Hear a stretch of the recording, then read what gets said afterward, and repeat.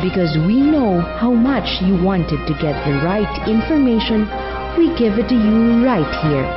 NASA Caritas Philippines News Updates. Accessible through your YouTube, Facebook, and Twitter accounts. NASA Caritas Philippines News Updates. Caritas News on the go.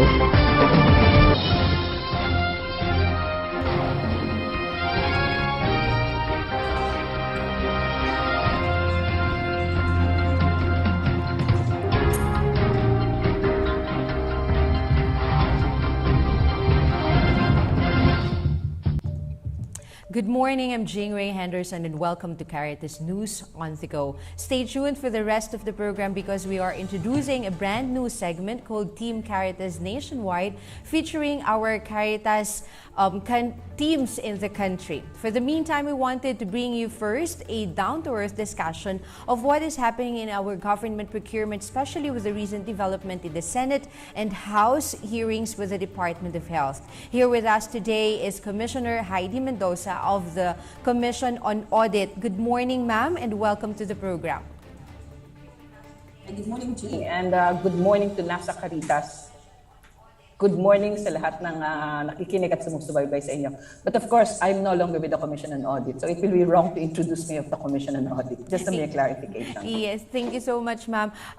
Just for everybody's understanding, ano yung trabaho talaga po ng Commission on Audit? Well, of course, the Commission on Audit is the so-called Supreme Audit Institution.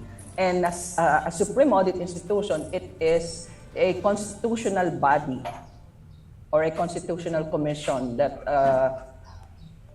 of course, is given the right to review of course, the receipt and expenditures of government, among other functions. The Commission on Audit, of course, also exercises limited accounting functions. No? Alam naman natin may mga accountants sa iba't ibang ahensya, pero yung Commission on Audit ang nag-i-issue ng rules and regulations governing accounting practices. And of course, it also is responsible for the preparation of the financial statements of the entire country. Mm-hmm. And also meron ding tinatawag na adjudication function ang Commission.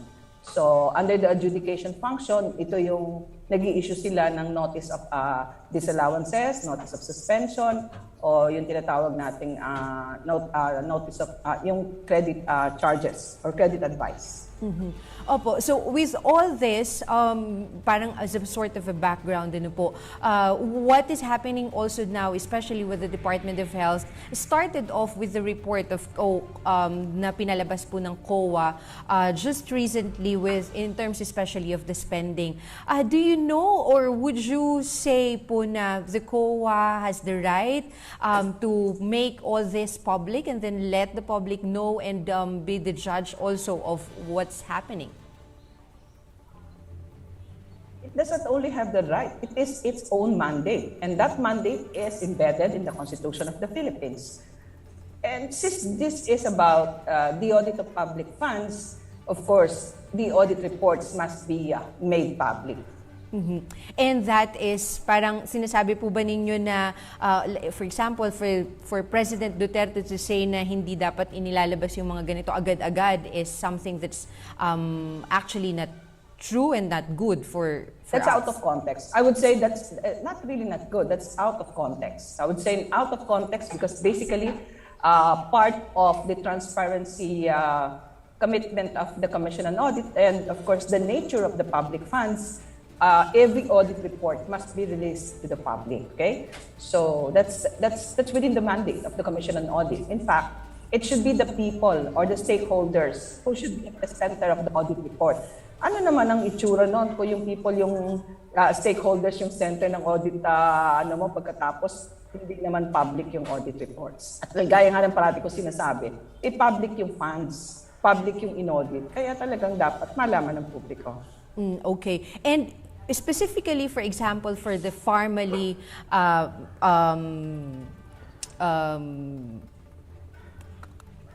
transactions of the Department of Health. Meron ba kayong agad-agad na nakita na red flags doon sa transaction po na could have easily been detected early on and then we have na iwasan sana natin ang mga bagay na ito ngayon? Hindi lang sa formally, sa lahat ng mga audit reports na inisyu ng Commission on Audit, if you try to observe the patterns of the different findings, these findings are not, yung sasabihin natin, ngayon lang natin nakikita. These findings are in fact recurring, and these findings are also the findings of the during the different administrations, diba? However, I think what is different in this time is that there is an observed increase in the so-called compliance findings. And of course, if you look at the operating environment, we are under a pandemic, of course, the rules and regulations are relaxed, and it is a year before election. An increased compliance findings will likely result to an increased opportunity for fraud and corruption. And yung sinasabi po ninyong increased in compliance findings, kasi di ba most of the time, like for example for Caritas Philippines, ang matatanggap lang natin is yung management letters. Does this mean na yung mga parang compliance findings natin is saying na we are opening up our government funds more to fraud and corruption? I don't think the conclusion is right. It is a bit off tangent. What we can say is that when we say compliance findings, there are actually, of course, every public spending is bound by or within the operation of laws, rules, and regulations. And when we say compliance findings, they are simply meant to be the non-compliance with the so-called laws, rules, and regulations. In other words, hindi ka sumunod. Kunyari, sinabi, documents must be submitted or there must be complete documentation for every transaction. And then there are no documents attached. So that is a compliance finding. Okay, thank you very much po for clarifying that one. Susunod natin na gustong itanong din po sa inyo because in most cases, especially going towards the end of the year, palagi natin pong naririnig na there are several like savings na nakikita doon sa government funds na supposedly at the time of pandemic ay na-expend natin. Does this mean also na parang ano yung sinasabi sa atin in terms of government spending kapag may mga ganitong bagay po? Of course, again, I have to clarify savings, no? Kasi nagkaroon ng malaking usapin dito due to the Disbursement Acceleration Program, the DAP, no? When you say savings, it is something that is in excess of what has been allocated after the project has been implemented. Yun, savings yun. Pero magkaiba yung mga bagay na pinong-out ng Commission. Merong tinatawag na unutilized funds. So, or underspending. Ibig sabihin, may pundo, pero hindi nagamit. So, dalawang bagay yun, underutilization or pwedeng sabihin natin talagang unutilized, no? Now, ano yung factors or causes of underutilization or yung tinatawag nating unutilization, no? Una, posible yung tinatawag nating absorptive capacity. Masyadong nabigla sa pagdating ng pandemya, bumuhos ang pera. You have the same human resources inside. I mean, the same yung plantilla mo, yung workforce mo. And then pwede nga sabihin na nabawasan pa, posibleng nagkasakit or posibleng hindi of the pandemic, naka-work at home yung iba. So it could be an issue of absorptive capacity. Pero pag tiningnan mo doon sa ibang ahensya, ito ay hindi absorptive capacity. It's simply the so-called inefficiency in some processes or in some, like halimbawa, dun sa isang agency, I think PSW dito or I'm not so, na-mix up na sa dami ng nabasa. So yung iba, ang sinasabi, hindi na ibigay yung pera, ibinalik ng regional office headquarters dahil yung na-identify na beneficiaries ay hindi tumutugon dun sa criteria. So this is showing to us a little bit of some problems when it comes to program planning, and also a little problem between coordination perhaps among regional offices and central office, and perhaps sheer inefficiency or sabi ko nga, posible rin talagang overwhelmed sa dami ng dapat gawin sa pandemic at talagang nabigla naman tayo lahat. So I'm trying to weigh in things because as a former auditor, I think it is important that we stick our analysis to what is being said or what has been said, what is the content of the audit report.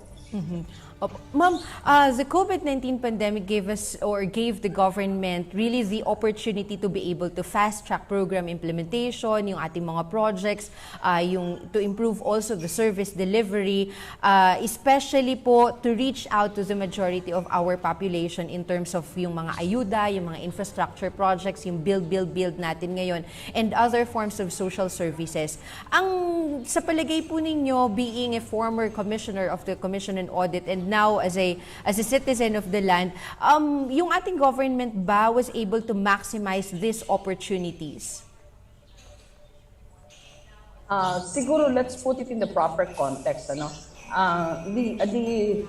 occurrence of the COVID-19 or the pandemic led to the declaration of the state of emergency, diba, Jane? Yes. So because of the state of emergency, the controls were relaxed. Yung sinasabi natin, walang masyadong stringent controls. Kaya nga, instead of public bidding, dahil state of emergency, naka-negotiated negotiated procurement. Okay? So, ito siguro, ito yung masasabi natin na malaking bagay para mapabilis yung proseso. Also, I think the President was also given some emergency powers, di ba? Nakakapag-realign siya ng mga pundo. Basically, and as it is, of course, these are what we refer to as expediency measures, no? And within that yan, kasi it is covered by the Bayanihan Act. And sabi ko nga, under the state of emergency, pasok siya. So, pwede natin sabihin na, oo, nakapagpabilis siya. Although, ang gusto kong sabihin ay, syempre, pag tinignan mong niluwagan mo yung mga proseso, yung mga controls, posibleng makapagpabilis. Kaya lang kailangan din nating in-match ano yung operating environment. Yung mga nagtatrabaho siguro ay hindi ganon hindi ganon yung force. Meaning to say, siyempre yung iba nagkakasakit, yung iba ay overwhelmed with trabaho, yung iba ay simple afraid of their own health, at yung iba naman talaga ay kailangan konti lang yung workforce sa opisina because of the so-called baka magkahawahan. So, we need to balance these things if we are to assess whether are they given the right to be able to expedite or expedite the procurement or the delivery of services and goods to the public. Mm-hmm. Ma'am, last question. From your experience as a public accountant and then from everything that you've seen, especially in government, financial management, have we improved in terms of any aspect of financial management? Okay. Two-way, another clarification. I've never been a public accountant. I am a public auditor. Okay, in my experience, how would I say, there are improvements in terms of public financial management system because I think that what we have right now is an accumulation of the different practices all throughout the years that reflect our own innovation and, of course, international practices as well. However, if you look at what's happening and if you go beyond the audit report and look into the patterns of public expenditure as being discussed in the Senate, then it is showing that there is something alarming. Mukhang ang tawag nito, mukhang hindi natin nakalimutan yung mga practices na matagal na nating nilalabanan. Yun yung aking masasabi. Mm-hmm. And for all our government officials now, especially those in the implementation sector, ano yung dapat na kinakailangan palagi natin ilalagay sa ating mga isipan when implementing especially government projects and programs? Thank you very much for asking this. I think that I have always been trying to stress this.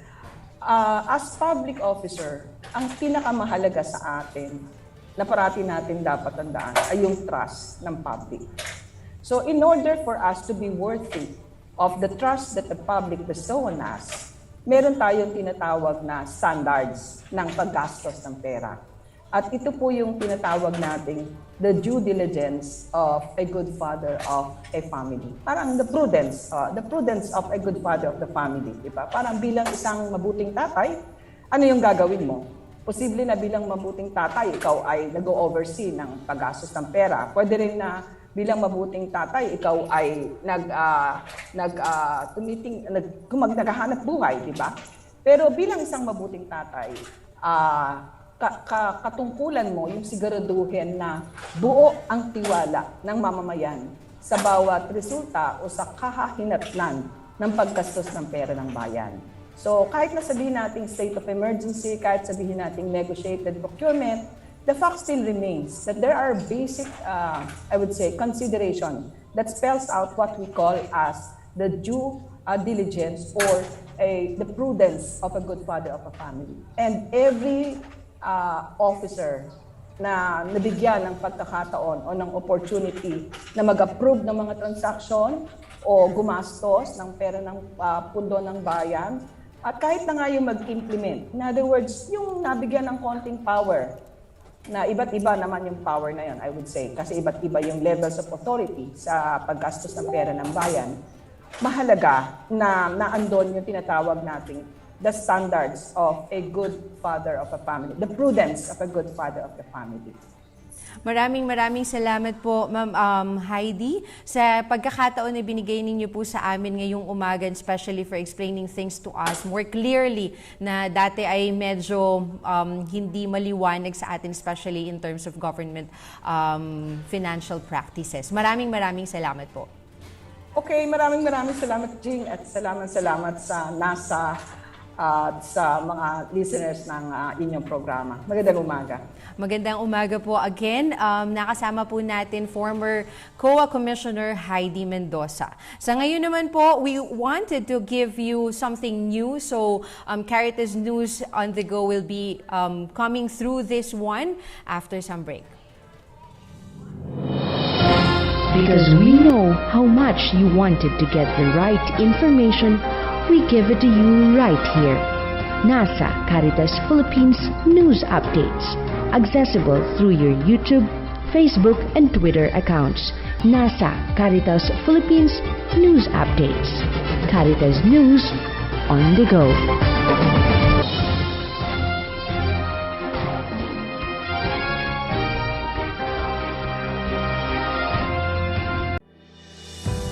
I wear a mask because I wear a mask because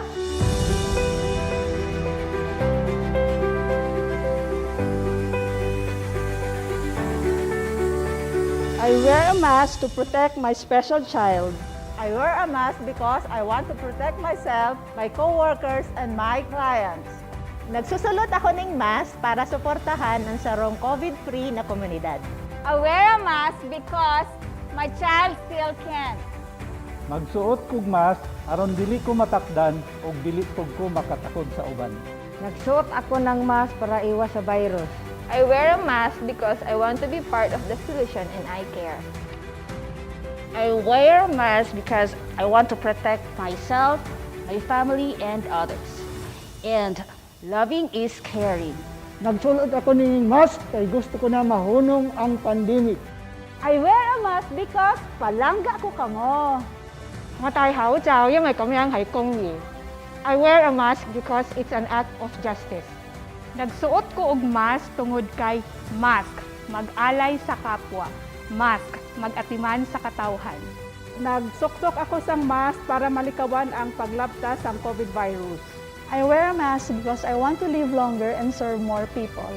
I wear a mask because I care and it works. I wear a mask because bilang proteksyon sa mga mahal ko sa buhay. Nag-ausar ako sa mask hindi lang para sa kaugalingon ko kundi para sa iban. I wear a mask because prevention is better than cure. I wear a mask because it's a mask.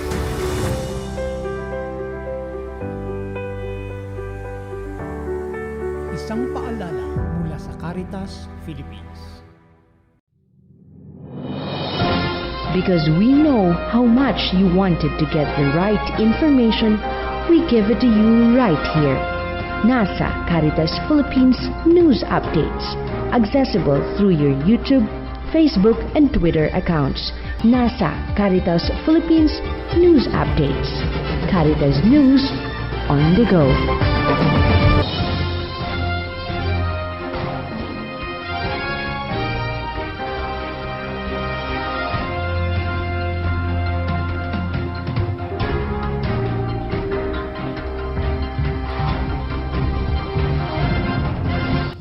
You are still watching Caritas News on the go, and we also have with us again today Dean Tony Lavinia of the Ateneo School of Government. Good morning, Dean, and welcome to the program.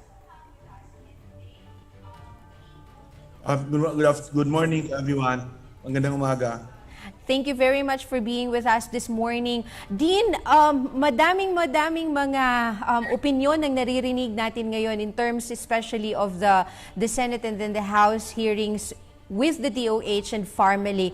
Ano yung po pwede nating makuha, matutunan sa mga naririnig natin, sa mga nakikita natin po in terms of government procurement, government transactions, and the government financial management as a whole?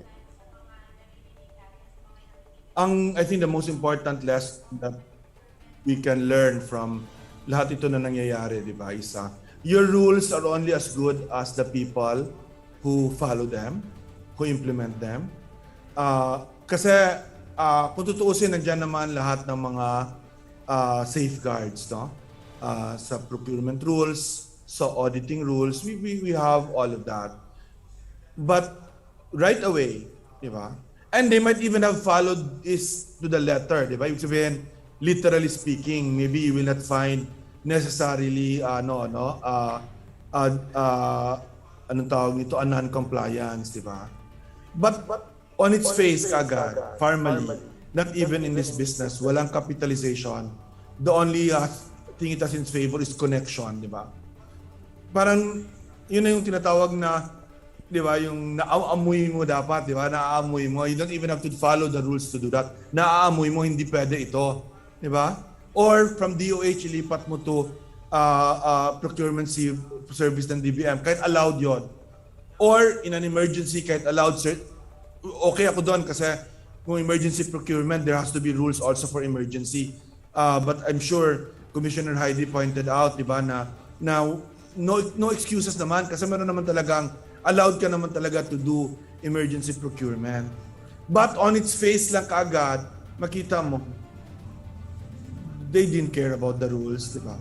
They just wanted to give these billions and billions and billions of contract to a company that was unqualified, to a company that had no capitalization, who was connected to them. Yun ang lesson dito, di ba? Na your rules might be good, but if a person or persons or a group of persons, especially with a blessing from above, allows, will not allow it, they will do it, di ba? Pero mahuhuli sila. Because we do have, di ba, eventually mahuhuli sila. And that's what happened here. You do not get away with it also. Para din sa war against drugs. You can do what you want, but eventually justice will catch up with you. And ito nangyayari ngayon. So lalabas ito ng lalabas. It will be the major issue of the campaign, and after the campaign, or even during the campaign, we will know more things. People will be arrested, warrants will be issued, and we will get to the bottom of this. Nabanggit na po ninyo yung election, and then gaano kahalaga for a ordinaryong Pilipino na isama ang isyung ito ngayon, yung binanggit po ninyo, the DOH issue on procurement, the war on drugs issue, gaano ka-importante na isama ang lahat ng ito doon sa diskusyon para sa susunod na eleksyon? Well, especially in corruption, no? Kasi ang difference sa corruption and war against drugs, yung victim sa corruption is all of us. The poor, the rich, all of you sa audience na namatayan because of the COVID-19, na nagkasakit, na naging mahirap o nahirapan, na wala ng trabaho, o naubos yung pera dahil sa medical expenses nyo, malinaw na yung gobyernong ito at yung corruption sa gobyernong ito ay dahilan kung bakit nangyari yan. Let's be very, very clear about that. That's an issue. That's the main issue, in fact, for the elections. Did this government fail us in this pandemic? Why are we the worst performing or one of the worst performing in the world on the pandemic? So clear dapat yun na yun ang ilalagay natin sa lahat. Lahat tayo may kilalang namatay, lahat tayo may kilalang na nasaktan, na nagkasakit, na wala ng trabaho, nahirapan. Now yung war against drugs is also important because it's about accountability. Hindi lang yan siya about the war against drugs. Ito naman kung sino mang namatayan dahil sa impunity, di ba, dahil hindi hinahabol yung mga nagpapatay ng tao, maaring journalist, maaring human rights activist, maaring environmental activist, maaring ordinaryong tao, judge, or maaring judge or ordinary lawyer na hindi man lang human rights lawyer, if you were killed with impunity, you have to be voting against the persons who are responsible dito sa crimes against humanity na pinapa-investigate ngayon ng International Criminal Court. Kasi pwede rin ito mangyari ito. Pero bakit kaya, Dean, for the longest time we have been saying na may mali sa administration, may mali sa gobyerno natin. Pero it seems that our people, especially the electorate, are not really changing. Ano yung dapat na, parang saan tayo dapat na magkaroon ng turnaround ngayon at this point so that we would have that change in the government and an improvement in the government services that we deserve? Simple yung sagot niyan. I've realized that. Hindi importante ang agenda, importante ang platform, but as important yung nagdadala ng platform. And unfortunately, sa Pilipinas, you have to have good personalities. You have to have populists. Kung kalaban mo populist, kailangan populist ka rin. Hindi ka mananalo kung hindi ka populist sa Pilipinas, unfortunately. Wala na yung panahon na, di ba, yung talino, yung record is enough for you to win. You also have to be popular with the people. You have to connect. And when I say popular, not in a bad way necessarily, di ba? You have to connect.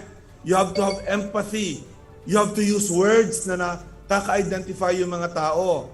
Di ba? Hindi nakaka-nosebleed, hindi nakakalungkot.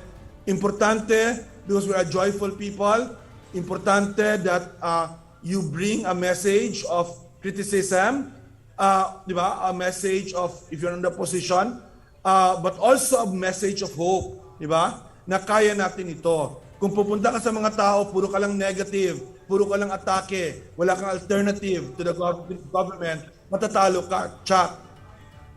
And we do not have anybody at this point. No, we have several choices, I think. Okay. They have to make a decision. Si VP Lenny has to decide, si Mayor Isko Moreno has to decide. For example, no, I would not say no, there's no one. It's just a question. Medyo nga marami, and we have to make choice. They have to make choices to unify, di ba? You mean the opposition so akin, has? You mean put the opposition? Yes, opposition. Right now, ang pinakamahalaga, mag-unify si Mayor Isko Moreno at si VP Lenny Robredo at si Senator Grace Poe. Kasi between the three of them, pag mag-unify sila, they will automatically be on the lead na. They will have 30% of the votes already. Assuming their votes transfer to each other, di ba? But you have to make sure na ganon. So you have to choose a candidate where the other people's supporter will transfer. And that's why importante yung populist candidacy, di ba? You have to be popular. Hindi pwedeng hindi ka popular. Hindi ka pwede na, and that's why someone like VP Lenny mahirapan simply because unfairly na siya, na define na siya ng mga trolls, di ba? Kailangan mo i-overturn yon, i-overcome yon. That's possible with a lot of hard work, di ba? On the other hand, you have someone like Mayor Isko Moreno na hindi pa na-define. na may charisma, may popularity, di ba? So the question is, can he get the support of others also? Hindi ko alam yon, di ba? It's a question of, but theoretically speaking, pag si VP Lenny Robredo, VP Lenny, si Mayor Isko, at si Senator Grace, they unify, panalo ang posisyon. Kahit na Pacquiao will have his candidacy, Lacson will have his candidacy, mananalo ang oposisyon. Check ako dyan. Okay. Speaking of mga mananalo, ano po, sa laban natin ngayon, especially with corruption in the government, nakikita natin na yung mga panalo are the private corporations really na nakakakuha nitong mga malalaking government transactions. So bilang isang mamamayan po, paano natin ito ika-counter doon sa araw-araw natin na ginagawa sa pagharap sa buhay, especially now that pandemic is there and then life is very difficult. What sort of saan tayo kukuha ng pag-asa? Sino yung symbol of hope natin? Or ano ang symbol of hope natin ngayon sa mga nangyayari ngayon? Ang premise ng question dyan na may savior tayo, di ba? Alam mo, may savior na tayo, di ba, sa Jesucristo. O kung anumang Panginoon, siyempre si Allah para sa mga Muslims, iba-ibang religion. But we already have a Savior. God has already saved us.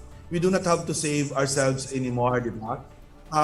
Ang importante is what each of us are particularly doing, di ba? And we don't have to look up to someone to do that. We just have to do yung dapat natin gawin. I mean, so first of all, nag-register ka na ba?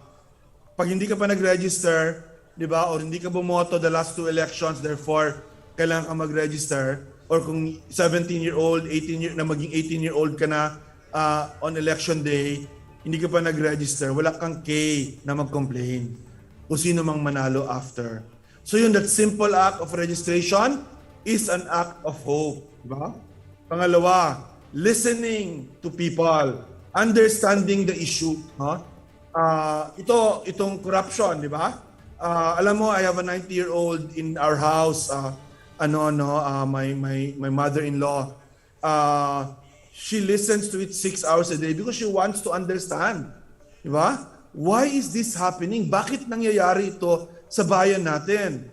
Tinatanong niya akin rhetorically, ikaw abogado ka, bakit ito nangyayari? Diba? Listen to explanations. Listen to what is happening. Listen to explanation of what is happening. Diba? Corruption is endemic in the Philippines, but this is of epic proportions. This is worst ever. Huwag niyo sabihin dilawan ako because I will say that the Aquino government did not solve corruption. I will say that there was lots of corruption in the Aquino government, and in fact, in the Aquino government, worst of all, hindi niya binago yung political system when he had the chance. So huwag mo sabihin na, dilawan yan, kaya sinasabi niya yan. But what I'm saying is, today, is corruption of epic proportions, worse than Marcos, especially kasi nasa pandemic tayo. Diba? People die because money was stolen from the coffers of the people, from the treasury. People died because of these acts of corruption. Maraming salamat po, Dean Tony Lavinia, for being with us and for everything that you've shared with our viewers, especially sa Social Action Center ng Catholic Church sa buong Pilipinas. Maraming salamat po. Thank you po. Thank you very much. Nakasama po natin Dean Tony Lavinia from the Ateneo School of Government. And as I have mentioned in the beginning of the program, we are introducing today a brand new segment which aims to feature the different programs, activities, and advocacies of our 85 Diocesan Social Action Center. So let's start the ball rolling with our first team, Caritas Nationwide from Southern Luzon or for the Bicol region. Did you know that more For more than a decade now, the Catholic Church in the Archdiocese of Cáceres has been helping hundreds of local community social enterprises with the annual conduct of the Bishop Gainsa Trade Fairs. To share with us this beautiful story of Bayanihan, we have with us this morning Kuya Michael Ramos from Team Caritas Cáceres. Marhay na aga Bicolandia, marhay na aga Kuya Michael. Please unmute yourself. Marahay na aga, Ate Ching. Halipagigit sa Camarines Sur, mahigit kumulang ng 100 na community social enterprises mula sa iba't ibang panig ng probinsya ng Camarines Sur ang kalahok sa naganap na Bishop Francisco Gainsa Trade Fair dito sa lungsod ng Naga. Ang nasabing trade fair ay tugon sa panawagan ng mga maliliit na negosyante na apektado ng pandemya. Ayon na rin sa Provincial Director ng DTI Camarines Sur, Edna Tejada, maraming mga negosyo ang sumara dahil sa pandemya. Ayon na rin sa aming Executive Director na si Reverend Father Mark Rial, ang nasabing trade fair na ito ay scaled down kumpara sa nakaraang trade fair. Sa ngayon, 35 booth lamang ang aming inilagay, alinsunod na din sa minimum health standard na ipinapatupad. Maliban sa pagbenta ng mga produkto, meron din mga iba-ibang aktibidad na nasa trade fair. Isa dito ay ang live selling na kung saan binibenta ang mga produkto ng mga sumali sa trade fair gamit ang online platform upang makatulong sa pagtaas ng kanilang benta. Meron din silang blended free training tulad ng paglagay ng negosyo online upang makatulong sa gustong magsimula ng kanilang negosyo. Mula dito sa Camarines Sur, ako si Michael Ramos, ang inyong Team Caritas ng Archdiocese of Cáceres, para sa Caritas News on the Go. Maraming salamat, Kuya Michael Ramos from Team Caritas Cáceres. The 2021 Season of Creation celebration continue in the Diocese of San Carlos and Negros Occidental with loads of activities. Crystal Kate Dalida from Team Caritas San Carlos reports, maayong buntag Negros Island, maayong buntag Crystal. Lunhao launches Season of Creation 2021. The Abraham's tent set by Lunhao, Diocese of San Carlos, last August 25, 2021 at the Bishop's home compound signifies the Ecological Desk's commitment to the celebration of Season of Creation 2021 with the theme, A Home for All, Renewing the Oikos of God, which recognizes the need for respect for God's creation in this time of climate battle. Among the participants of the launching are from the PNP San Carlos, DepEd San Carlos, representatives from local schools, seminarians, Lunhao volunteers, and religious persons. Along with the Pray for Climate and the opening mass, Lunhao Diocese of San Carlos has launched a schedule of activities for this year's Season of Creation. The remaining weeks of the celebration are divided into 4 core issues: Oceans Week, Flora and Fauna Week, Mountains Week, and Humanities Week. The month-long celebration is comprised of ecological activities both online and on-site, among which is the weekly Negros Eco Conference spearheaded by the Diocese of Dumaguete for Oceans Week, Diocese of Bacolod for Flora and Fauna Week, Diocese of Cabangcalan for Mountains Week, and Diocese of San Carlos for Humanities Week, wherein the faithful discuss ecological matters and collectively build a political statement for the upcoming 2022 elections. Parishioners also took part in the Lunhao Season of Creation contests, cleanup drives, and webinars about our oceans and the Sipaway seagrass education during the first half of the celebration. Ecological programs and activities are currently ongoing, leading up to the Pasidungog 2021, the culmination event of this year's Season of Creation on October 4, 2021. More of these are on their official Facebook page, Lunhao Diocese of San Carlos. From Negros Occidental, this is Mary Crystal Kate D. Mosquera, your Team Caritas Diocese of San Carlos, for Caritas News on the Go. Maraming salamat. Thank you very much, Crystal, from the Diocese of San Carlos. In the Diocese of Capiz, food security remains to be a priority program, especially for the indigenous peoples in the far-flung communities. Real De La Rosa from Team Caritas Capiz shares with us this story. Maayong aga, Panay Island. Maayong aga, Real. Mayong aga at Jing, patuloy ang pagtulong ng advocacies ng Capiz sa pamamagitan ng Capiz Archdiocesan Social Action Center o Caritas Capiz sa mga grupo at pamilyang mas nangangailangan. Nasa hirap dulot ng pandemya. Isa na rito pinaigting na programa sa pagtatanim gamit ang mga likas na yaman at subok na mekanismo ang tinatawag na integrated farming system kung saan aktibong tinuturuan ng mga miyembro ng komunidad at pamilya upang masiguro ng may dekalidad na pagkain sa hapag at masaganang produkto na mapagkakakitaan. Kabilang sa mga natulungan ng programa ay ang komunidad ng mga Aita sa Sitio Tagaw, Barangay Tamulalo, Dumaraw, Capiz, kung saan lubos ang pasasalamat ng mga ito sa proyektong hindi lamang nakakatulong sa kanila, kundi pati na rin sa kalikasan. Nang minsang makapanayam ng Caritas Capiz, sinabi ni Romeline Gaspar ng Tagaw Indigenous Peoples Community, isang malaking biyaya ang hatid ng Social Action Center sa kanilang grupo sapagkat nabigyan sila ng pagkakataon na makatulong sa kalikasan at makakain ng masustansyang pagkain na mula sa produkto ng kanilang hardin sa bunduking bahagi ng Dumaraw. Dagdag pa nito na malaking bagay para sa kanilang grupo na magkaroon ng nasabing proyekto dahil makakatulong din ito sa kanilang hanap buhay. Maliban sa komunidad ng Aita, nakapagpagawa din ng integrated farm ang ilan sa mga benepisyaryo kagaya na lamang ni Juanita Dunton mula sa Ibaka Maayon na isa ding leader sa komunidad ng Magsimula ang mga programa ng kasak sa tulong ng NASA Caritas Philippines. Sa ngayon ay patuloy nitong pinalalago ang tulong na kaalaman at starter kits na naipabot ng lokal na simbahan sa pakikipagtulungan ng Caritas Italiana at Caritas Austria. Ayon naman kay Father Mark Redlor, direktor ng nasabing Social Action Center, patunay lamang ito sa pagmamahal ng Diyos para sa lahat na walang hamon na hindi malalampasan basta't nagtutulungan na. Aniya, kailan may bukas ang simbahan sa lahat ng anak ng Diyos, lalo na sa pagbibigay ng hindi lamang pangangailangan espiritual, kundi pati na rin sa pisikal. Pinasasalamatan din ni Father Grantor ang lahat ng mga organisasyon katulad ng mga nabanggit na Caritas Internationalist Member Organization at Mayek's Technical Vocational School na nakipagtulungan na ibigay lamang ang tulong sa mga nararapat at nangangailangan. Pas naman ang Kasak o Caritas Capiz sa nais makipagtulungan upang mas makarami pang pamilya at komunidad ang maturuan sa pinagsamang mekanismo sa pagsasaka at paghahalaman. Mula dito sa Rojas City, Capiz, ako si Rio de la Rosa, ang inyong team Caritas Capiz para sa Caritas News on the Go. Maraming salamat. Thank you very much, Real de la Rosa from our team Caritas in Capiz.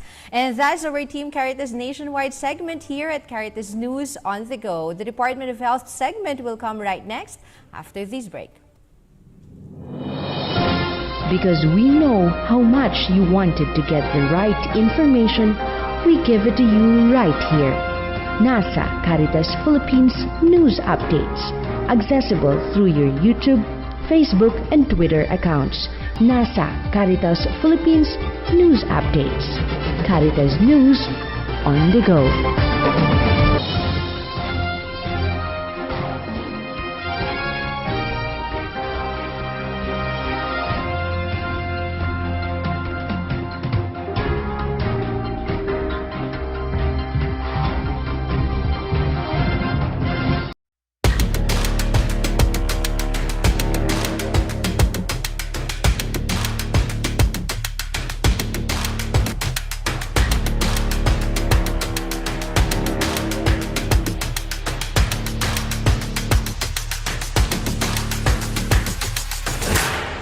Mahalagang panawagan para sa pagbabakuna para sa ating mga lulo at lula, lahat ng mga nakakatanda, mga senior citizens gaya ko, mahalaga ang magpabakuna. Yan lamang ang ating panlaban sa kahit ano pang virus, mga variants diyan.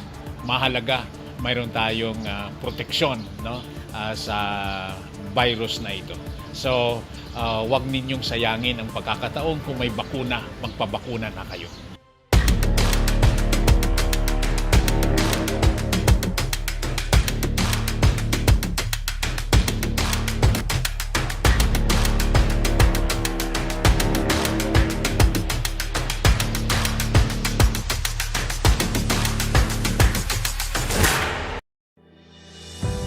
I wear a mask because I wear a mask. I wear a mask. I wear a mask. I wear a mask. I wear a mask because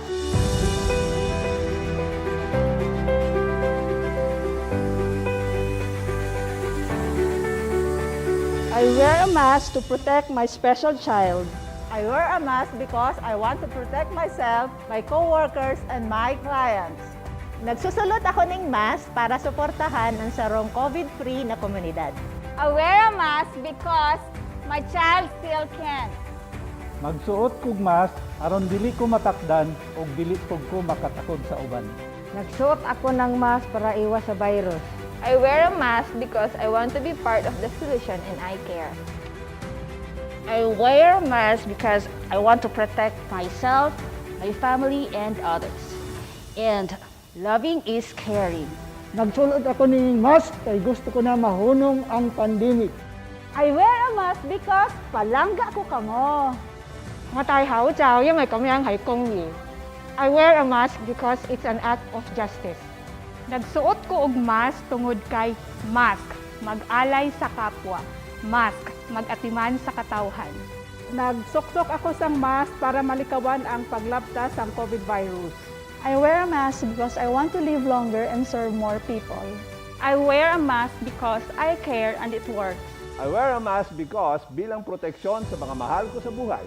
Nagausar ako sang mask hindi lang para sa kaugalingon ko kundi para sa iban. I wear a mask because prevention is better than cure.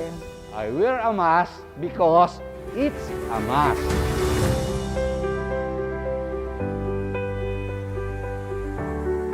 Isang paalala mula sa Caritas, Philippines.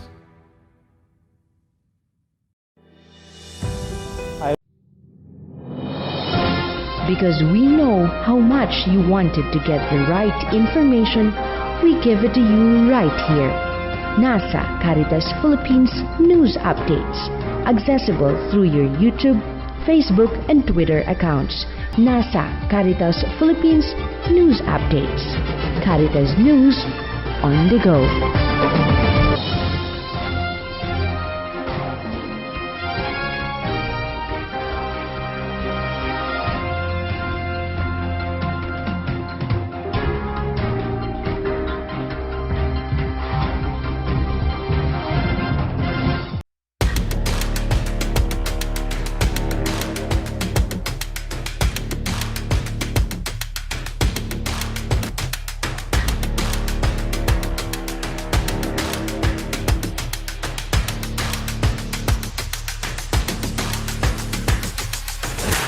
Maligayang pagbati sa inyong lahat, minamahal kong mga kapatid, para sa aking mga kababata na ngayon ay napapaharap tayo sa pagsubok na pandemyang ito, ako'y nananawagan na makasunod tayo sa mga protokol na makatutulong para sa atin upang ating mapangalagaan ang ating kalusugan.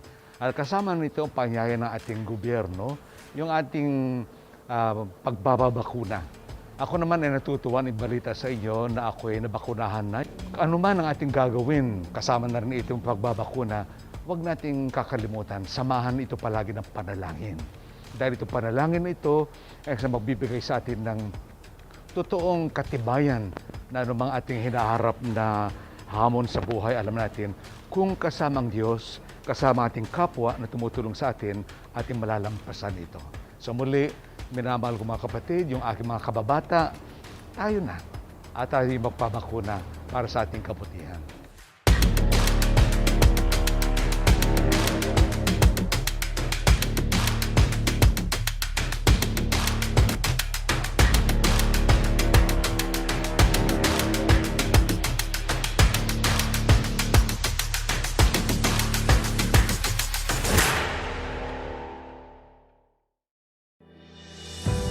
I wear a mask because I wear a mask. I wear a mask. I wear a mask. I wear a mask. I wear a mask because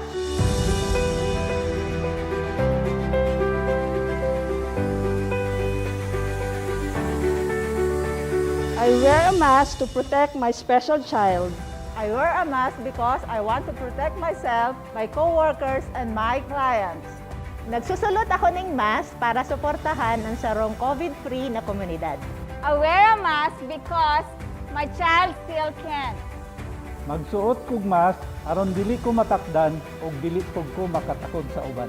Nagsuot ako ng mask para iwas sa virus. I wear a mask because I want to be part of the solution and I care. I wear a mask because I want to protect myself, my family, and others. And loving is caring. Nagsulot ako ning mask kay gusto ko na mahunong ang pandemic. I wear a mask because palangga ko kamo. Nga tayo hao chow, yung may kamyang hay kongyi. I wear a mask because it's an act of justice. Nagsuot ko og mask tungod kay mask, mag-alay sa kapwa. Mask, mag-atiman sa katawhan. Nagsuksok ako sang mask para malikawan ang paglabtas ang COVID virus. I wear a mask because I want to live longer and serve more people. I wear a mask because I care and it works. I wear a mask because bilang proteksyon sa mga mahal ko sa buhay. Nagausara ko sang mask hindi lang para sa kaugalingon ko kundi para sa iban. I wear a mask because prevention is better than cure. I wear a mask because it's a mask.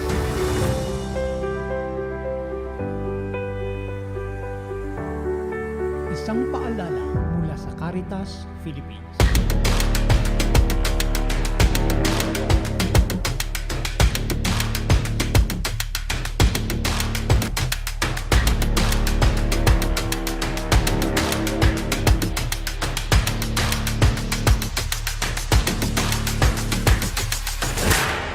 Mahalagang panawagan, no, para sa pagbabakuna, para sa ating mga lulo at lula, mga lahat ng mga nakakatanda, mga senior citizens gaya ko, no? Mahalaga ang magpabakuna. Yan lamang ang ating panlaban sa kahit ano pang virus, ano, mga variants diyan. Mahalaga mayroon tayong proteksyon, no, sa virus na ito. So, huwag ninyong sayangin ang pagkakataon kung may bakuna, magpabakuna na kayo.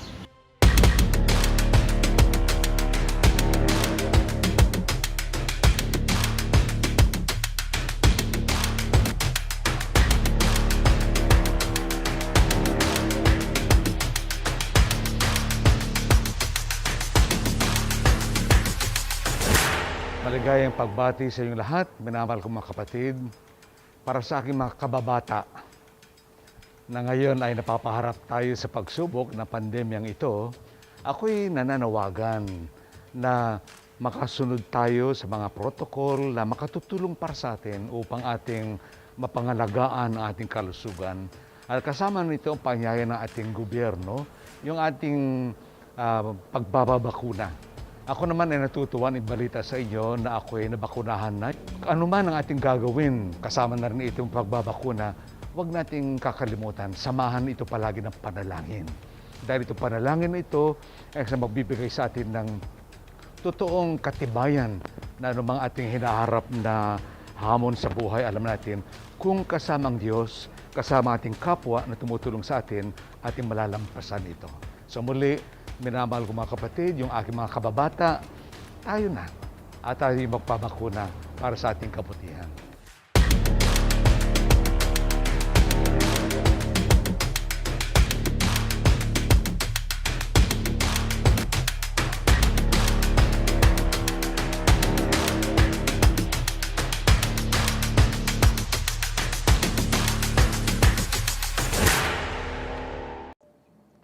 Sa pamamagitan ng ating Alay Kapwa Program, sa panahon ng kalamidad gaya ng bagyo, lindol, at iba pang paghihirap sa buhay ng ating mga kapatid, ang Alay Kapwa Program ng ating simbahan ay laging handang tumulong at tumugon.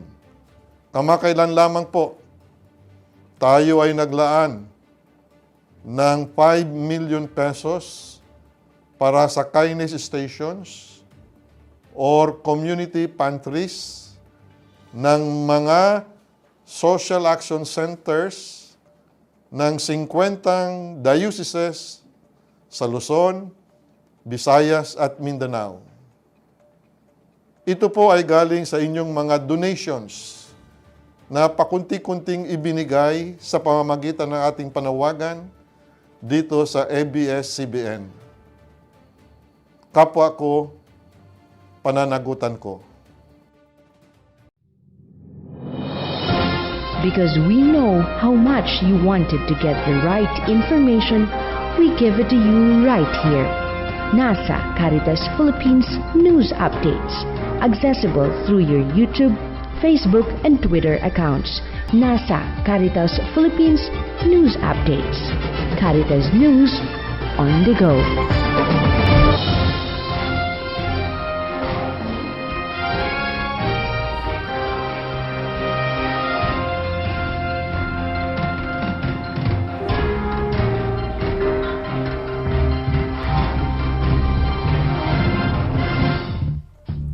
Environmental health is another issue we cannot turn deaf and blind. From the Department of Health, we have with us today Dr. Wenceslao Blas, Medical Officer 4 and Head of the Environmental and Occupational Health Cluster, Metro Manila Center for Health Development.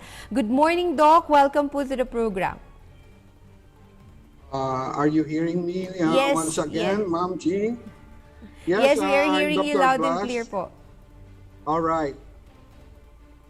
Opo. Doc, please, parang just to start off the discussion, ano yung ibig sabihin ng environmental health? Kasi sa Department of Labor and Employment, we are hearing occupational safety and hazard, mga ganun po. Ito ba ay magkapareho or may different aspects na isinama?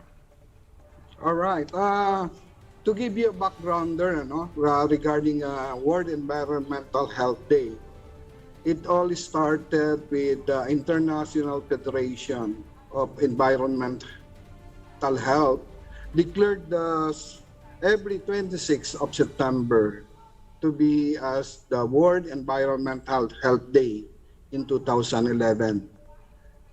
Since then, a growing number of countries began celebrating the World Environmental Health Day to highlight the linkage and interaction between health and environment, and to underline the impacts of environmental health risks and issues on human health.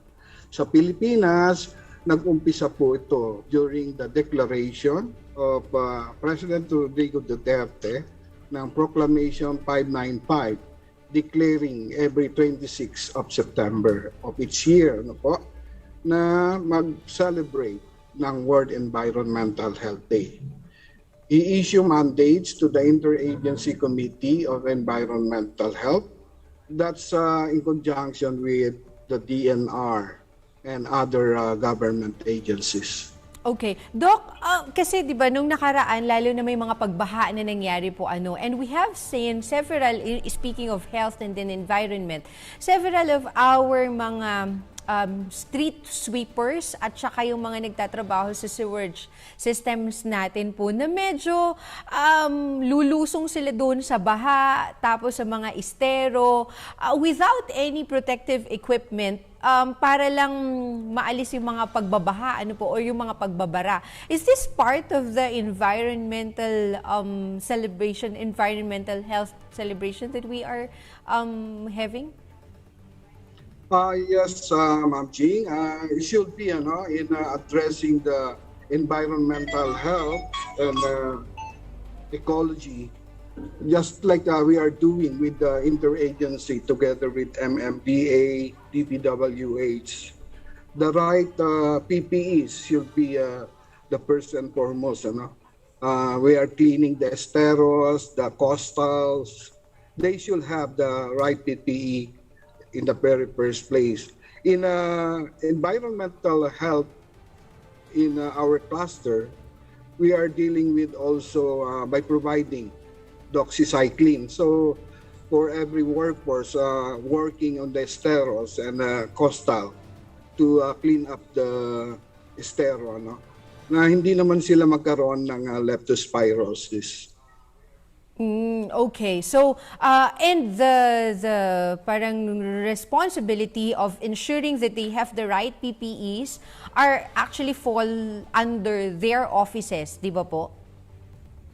Yes. As you can see in the Joint Memorandum Circular of DOLE, with, of course, with DOH and other agencies, the agency or the company they are belong with, they should provide PPEs for their personnel, especially to those working in the environment. Okay. And in terms of ensuring financial sustainability naman po of utilities during this pandemic, especially to the poor and our marginalized communities when it comes to especially water and sanitation, Dr. Blas, paano po ba yung mga paraan natin to improve our access to clean water and sanitation, especially for the general public?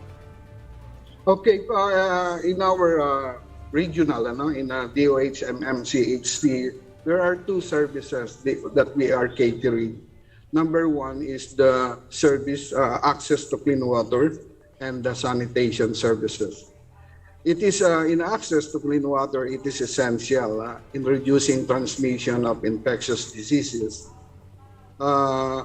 because, as you will know, we are also the chairman in Metro Manila Drinking Water Quality Monitoring Committee to ensure that everyone in Metro Manila will have a safe and potable water. With regards to access to basic sanitation, facilities such as toilet, septic tanks, require significant time and resources. However, short-term options can also be applied by providing health education to areas in need. Wastewater will also provide useful information on the incidence of the virus within communities. Another program in our cluster, which is the Zero Open Defecation Program, which to ensure the basic toilet facilities should be at every Filipino household. Okay. But I want to include also that we are recognizing the different LGUs in NCR. We have this program, the MILES, the most improved local government units of environmental health and sanitation, as the LGUs being at the forefront in implementing sanitation programs, mandated by DOH policies and standards to continuously enhance their environmental health programs. Okay. This in terms, okay. Yes po. Please continue, Doc. This in terms of safe drinking water, sanitation, food sanitation, governance, and health promotion. Okay. Doon sa pinag-uusapan natin ngayon po na environmental health, kasama din po ba dito yung paniniguro din na, for example, ngayon na meron tayong pandemic, we have been talking to a lot of, especially po mga OR nurses, na ang sinasabi po nila, they are not part of the parang mga equipment and then supplies that we are providing, that the Department of Health is providing, or even their local government units are providing, because they are not actually considered as parang nasa front line of taking care of our COVID patients. That's not true. Ever since before the pandemic, we have this infection prevention and control in every health facilities, and that every diseases we have to blood, and we need to consider na it is infectious. So before the pandemic, it's already in place healthcare facilities that the PPE provision is always provided, such as face shields and others like washing the hands and the gloves. And this is to reduce bloodborne pathogens as well as infectious, just like COVID-19. Okay. I see. Opo. Sige po, Doc. I think makikipagtulungan po kami sa opisina ninyo with regards to the provision of PPEs, proper PPEs para sa ating mga OR nurses, dahil medyo madami-dami yung mga ospital, public hospitals na nakakatanggap kami ng mga ganitong reports. You are always welcome, ma'am, with regards to the provision of PPEs. We're just coordinating it to OCD because they are the ones taking care of the PPEs for the healthcare workers. Okay. It's under the OCD. Yeah. OCD is the... Office of Civil Defense. It's a implementing agency for disaster. Okay, because they are part of the IATF. Yes, ma'am. That's correct. Okay, sige po. Doc, we are hoping that we can have another schedule with you dahil medyo madami-dami kaming kinakailangan na itanong sa inyo on environmental health. Medyo kailangan lang nating magpaalam na ngayon because we're running really out of time. Pero we are hoping we'll coordinate with your office and then we are hoping to have another go with you on this matter. You're always welcome, Ma'am Jean. Thank you for having me here.